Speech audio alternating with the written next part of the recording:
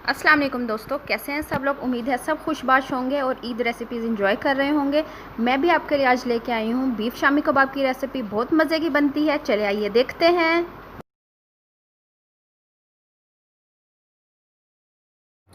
शामी कबाब के लिए मैंने ले लिया है 1.5 किलो कीमा। कीमे को मैंने पानी में डाल के 1-2 बॉयल दिलवाए हैं और उसके ऊपर जो सी मैल आती है, खून आता है, वो मैंने उतार लिया हुआ है। ये कीमा हो गया 1.5 किलो। और इसके लिए मुझे जो चने की दाल चाहिए है वो 1.5 पाव है। 1 किलो कीमा 1 पाव चने की दाल, 1.5 किलो कीमा 1.5 पाव चने की दाल। इसके साथ मैंने इसमें लिया है लहसुन एक पूरा, ये देखें, ये एक बड़ा पूरा पोतली है लहसुन की। और अदरक का बड़ा सा टुकड़ा था, ये चेक कर लें। सीजनिंग में देखें, ये जो लाल मिर्च है 2 टेबलस्पून लाल मिर्च, 2 टेबलस्पून ही हमने नमक लिया है। इसके साथ ये गरम मसाले हैं, साबुत सारे गरम मसाले हैं, ये देख लें। एक दालचीनी की स्टिक है, 3 हमारे पास बड़ी इलायचियाँ हैं, 5-6 लौंगे हैं और काली मिर्चें जो हैं वो 10-12 होंगी।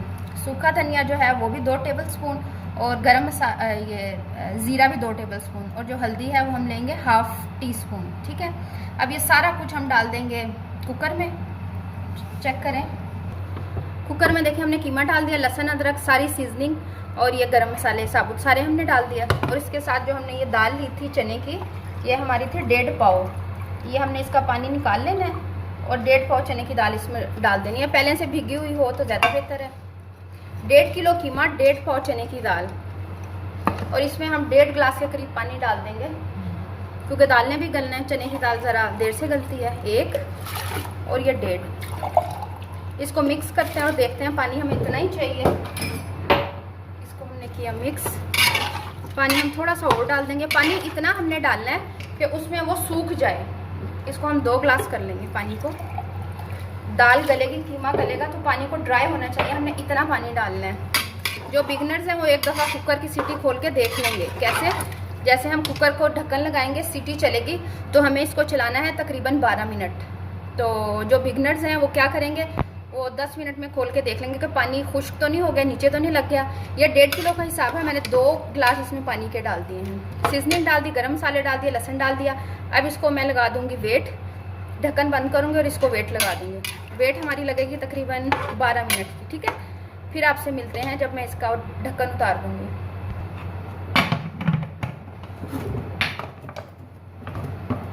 ये वेट लगा दिया, जब ये चल जाएगी तो 12 मिनट के बाद हम इसको उतार के एक दफ़ा चेक कर लेंगे। पानी हमारा सारा खुश्क, सब कुछ गल गया। कीमा भी गलना चाहिए और दाल भी बहुत अच्छी गली होनी चाहिए।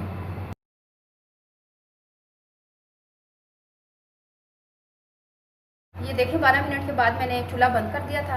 अब मैं आपको दिखाती हूँ कि इसकी क्या लुक बनी। ये गला बनी, ये देखें पानी हमारा सारा खुश्क है। ये चेक कर लें, पानी खुश्क है और ये देखें दाल भी गल गई है। खड़ी खड़ी दाल गली है, अच्छे से गल गया लेकिन है खड़ी खड़ी है। ठीक है, अभी हम ये सारा निकाल लेंगे, कीमा इसमें निकाल लेंगे। ये देखें, और हमने इसमें क्या करना है, ये समझे हमने सारा निकाल लिया।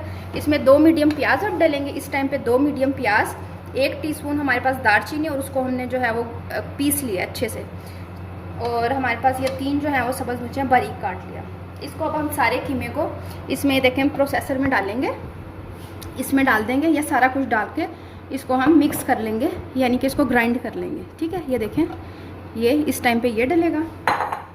थोड़ा थोड़ा ये डालते जाएंगे जितनी इसकी कैपेसिटी है आपके ग्राइंडर की। और ये सारा कुछ हम डालते जाएंगे और इसको हम पीस लेंगे। अच्छा सा हम इसको पीस लेंगे। अपने इसमें मिक्सर में डाला और ये हम पीस के आपको दिखाते हैं। ठीक है,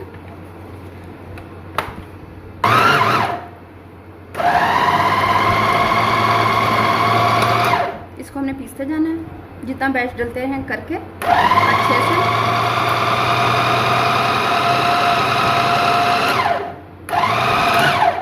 ज़्यादा आपकी कैपेसिटी है तो प्रोसेसर में एक दफ़ा भी ये सब कुछ डल जाता है। सारा कीमा 1.5 किलो और ये सारा कुछ एक दफ़ा में डल जाएगा। मैं 2 बैच में करूँगी इसको।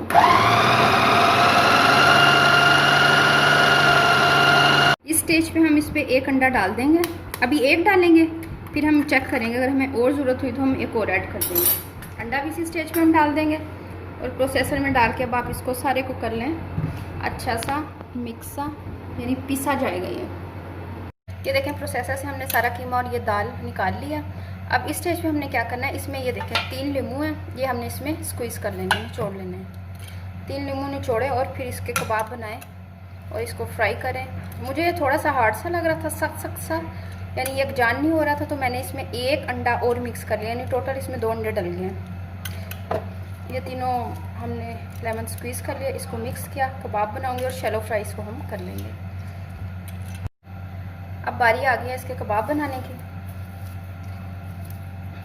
थोड़ा सा हाथ पे पानी लगा लें, ऐसे किया, इसको ऊपर से ऐसे प्रेस कर दिया। ठीक, ये नॉर्मल साइज़ के कबाब हैं, जो नॉर्मल चलते हैं, रेगुलर जो साइज़ है।